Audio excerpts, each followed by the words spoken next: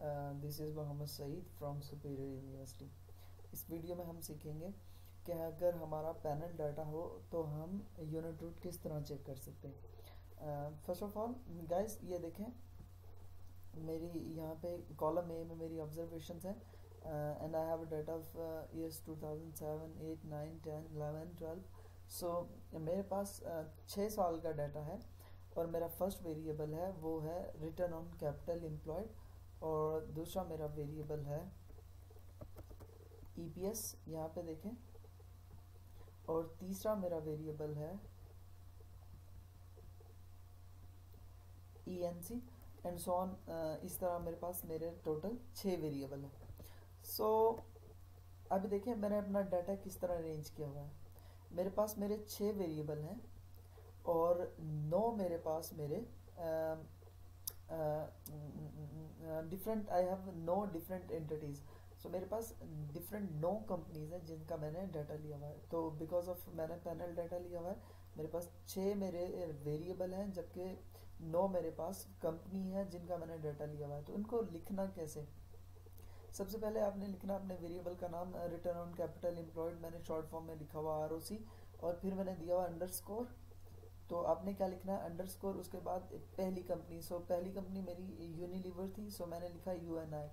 फिर उसके बाद देखें अपना वेरिएबल ही लिखना आरओसी, उसके बाद अंडरस्कोर, उसके बाद देखें आपकी दूसरी कंपनी, मेरी दूसरी कंपनी थी एफएफसी, तो मैंने उसका वो ऑलरेडी शॉर्ट फॉर्म है। फिर मैंने दोबारा अपना पहला ही वेरिएबल लिखा आरओसी अंडरस्कोर, और मैंने अपनी दूसरी कंपनी का नाम लिखा, दैट इज़ होंडा।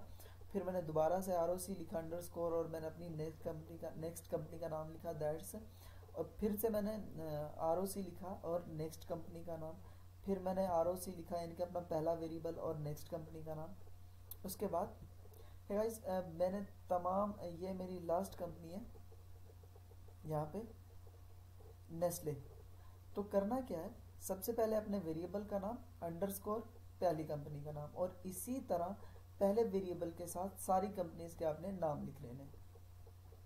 उसके बाद यहाँ से देखें मेरा दूसरा वेरिएबल शुरू होता है। फिर से मैंने क्या किया, मैंने दूसरा वेरिएबल लिखा अंडरस्कोर पहली कंपनी, फिर से दूसरा वेरिएबल अंडरस्कोर दूसरी कंपनी। तो करना क्या है, इसी तरह आपने दूसरे वेरिएबल के साथ फिर से तमाम कंपनीज के नाम लिख देने। चलें, 2 वेरिएबल्स खत्म हो गए, अब तीसरा वेरिएबल शुरू। मैंने तीसरे वेरिएबल का नाम लिखा NEC अंडरस्कोर और यूनिलीवर, और इसी तरह मैंने तीसरे वेरिएबल के साथ फिर से अपनी तमाम कंपनीज के नाम लिख दिए। अगर आपके पास तमाम कंट्री हैं तो आप उन कंट्रीज के नाम लिखोगे। उसके बाद देखें मेरा नेक्स्ट वेरिएबल शुरू होता है।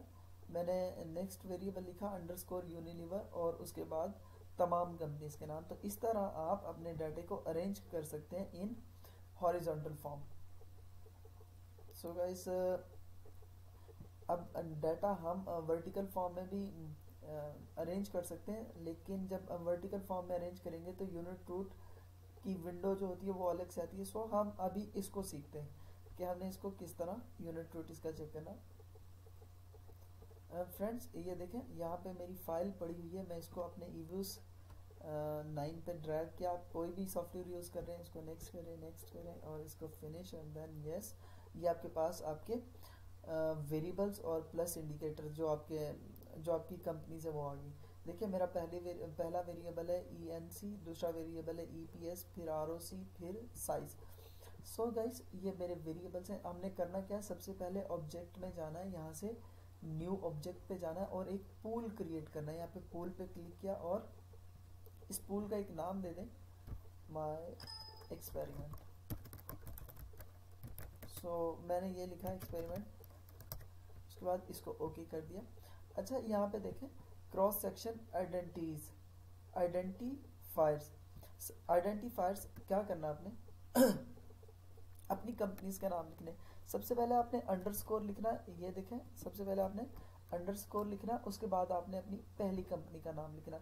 कुछ मेरी पहली कंपनी FFC है तो मैंने FFC लिखा, इंटर, उसके बाद फिर से अंडरस्कोर, उसके बाद GSK, उसके बाद होंडा, उसके बाद केमिकल, उसके बाद लकी, अगर आपने स्पेलिंग गलत कर दिए तो यूनिट रूट चेक नहीं होगा। सो प्लीज़ अपने स्पेलिंग ठीक से लिखिएगा। किसी एक कंपनी के भी स्पेलिंग गलत हो गए तो यूनिट रूट चेक नहीं होगा। यहाँ देखें, मैंने अपनी तमाम कंपनीज के नाम लिखे और वो भी अंडरस्कोर के साथ, तो आपने भी अंडरस्कोर के साथ ही इसको चेक करना है। सो गाइस, अब यहाँ पे व्यू में जाना, अब चेक करें यूनिट रूट लिखा हुआ है, सॉरी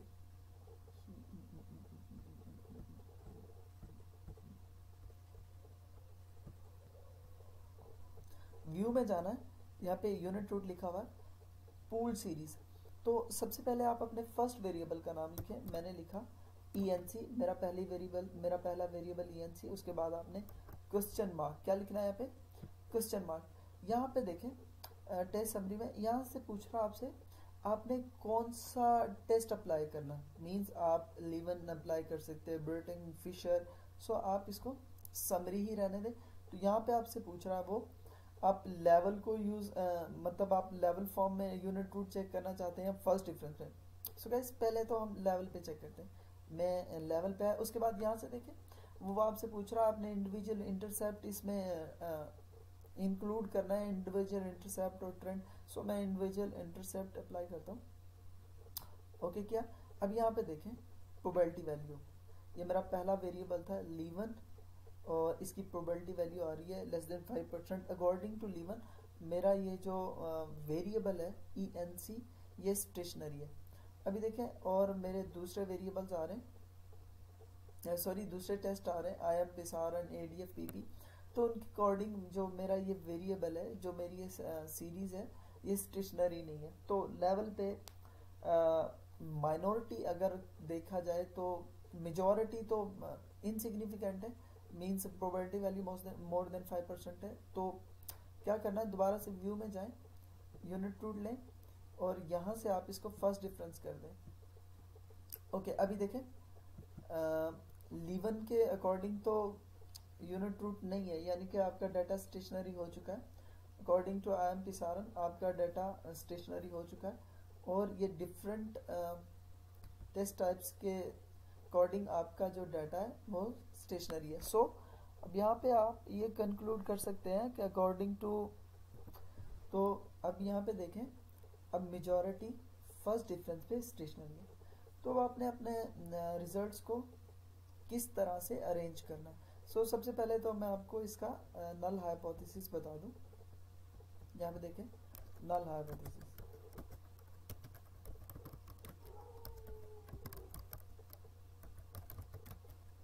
नल हाइपोथेसिस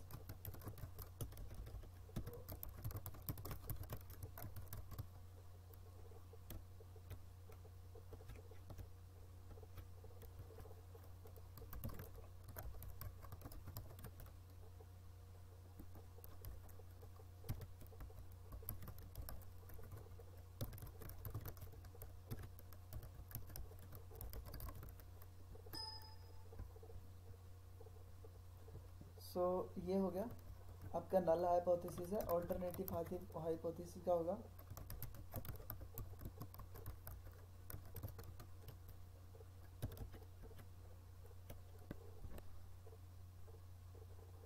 तो गाइस यहाँ पे देखें नल हाइपोथेसिस क्या है हमारा, कि वेरिएबल इज नॉट स्टेशनरी और there is a unit root जो कि डिजायरेबल नहीं होता। और ऑल्टरनेटिव हाइपोथेसिस क्या होता है, डेटा इज स्टेशनरी और there is no unit root.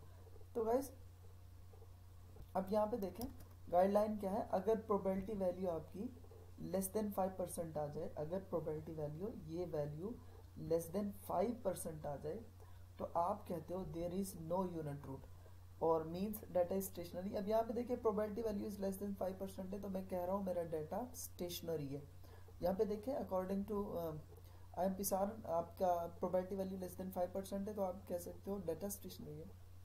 तो गाइस देखें अब मैं नॉर्मली दो टेस्ट यूज करता हूँ, लीवन एंड IM, PISAREN। अब it's all up to you, आप क्या लाइक करते हो, आप किसी भी टेस्ट को ले सकते हैं। यहाँ पे देखें और अपने रिजल्ट्स को आपने किस तरह सेव करना है। यहाँ पे देखें इस वाले कॉलम में अपने वेरिएबल लिखना है ENC यहाँ पे देखिए पहला टेस्ट टाइप लीवन एंड दूसरा IMP सारन। यहाँ पे इनकी ये टी वैल्यू, ये वाली टी वैल्यू, जबकि ये उसकी P value, significant value. Conclusion integrated order first, यानी कि फर्स्ट डिफरेंस पे आपका ये वेरिएबल स्टेशनरी है। इन सब का मतलब है कि आपका ये जो पहला वेरिएबल है according to Lewin and IMP सारन, आपका ये जो वेरिएबल है फर्स्ट डिफरेंस पे स्टेशनरी है। तो अभी हमने एक वेरिएबल का यूनिट रूट लिया, तो अब दूसरे का किस तरह ले सकते हैं। अगेन आपने व्यू में जाना, यूनिट रूट। अभी देखिए यहाँ पे आपने ENC सेलेक्ट किया हुआ था, तो आप अब मेरा नेक्स्ट जो वेरिएबल है वो EPS है, तो आपने फिर से question mark, again question mark, तो उसको फिर आप लेवल पे चेक करो। पहले ये देख लेवल पे अकॉर्डिंग टू लीवन डाटा स्टेशनरी नहीं है, IMP सारन नहीं है, तो अगेन क्या करना है, फर्स्ट डिफरेंस चेक कर लें, unit root and first difference. Okay, अभी देखिए अकॉर्डिंग टू लीवन और IMP सारन, तो ये हमारा जो वेरिएबल है स्टेशनरी हो चुका है, क्योंकि प्रोबेबिलिटी वैल्यू लेस देन 5% है, और जब भी प्रोबेबिलिटी वैल्यू लेस देन 5% हो तो हम कहते हैं हमारा डाटा स्टेशनरी है। तो आपने करना क्या है, अगेन यहाँ ये देख लें, इस तरह अपने रिजल्ट्स को सेव कर लेना होता है। और आखिरी बात कि हम ये यूनिट रूट अप्लाई क्यों करते हैं। देखिए हम ये यूनिट रूट इसलिए अप्लाई करते हैं क्योंकि जब भी हमारे डाटा में अगर हमें कोई ट्रेंड पाया जाए, मगर अगर हमारा डाटा स्टेशनरी नहीं होता और हम दो डिफरेंट वेरिएबल्स के दरमियान एक रिलेशनशिप चेक करने की कोशिश करें, तो ऑब्वियसली हमारी दोनों सीरीज या हमारे दोनों वेरिएबल्स स्टेशनरी तो होते नहीं है, तो उनके दरमियान तो रिलेशनशिप ऑटोमेटिकली एग्जिस्ट करेगा। हालांकि वो दोनों वेरिएबल एक दूसरे से मिलते ही नहीं है, इसके बावजूद भी उनमें कोई ना कोई रिलेशनशिप आ जाएगा। और उसकी वजह क्या होती है, उसकी वजह एक ही होती है कि आपकी सीरीज जो होती है, आपका जो वेरिएबल्स, जो आपके वेरिएबल्स होते हैं वो स्टेशनरी नहीं होते। सो गाइस आपको चाहिए कि आपके वेरिएबल्स जो हैं वो स्टेशनरी हो जाए। तो इसी तरीके से आप तमाम वेरिएबल्स का यूनिट रूट ले सकते हैं और उनको सेव कर सकते हैं। फाइनली आपके पास डिफरेंस टेस्ट आ रहे थे, IMP सारन, लीवन और ये वाले, तो इनके लिए हाइपोथेसिस क्या होते हैं ये देख लें आप। सबके हाइपोथेसिस आपके सामने। तो इंशाल्लाह ताला नेक्स्ट वीडियो में हम मज़ीद इसको आगे लेके चलेंगे। अभी हमने देखा कि अगर आपके वेरिएबल हैं जो हॉरिजॉन्टल फॉर्म में अगर आपके पास सेव हैं, तो ये देखें आपका रिजल्ट, तो हम किस तरीके से यूनिट रूट चेक करते हैं। एक दूसरा तरीका ये होता है कि अगर आपके ये जो आपका डाटा है, अगर ये वर्टिकल फॉर्म में आपने इसको अरेंज किया हुआ है, तो फिर हम यूनिट रूट कैसे लेंगे। तो ये हमारे पास हमारा एक डाटा है जो कि वर्टिकल फॉर्म है। इंशाल्लाह नेक्स्ट वीडियो में हम इसका यूनिट रूट लेना सीखेंगे। Thank you so much for being with me, take care.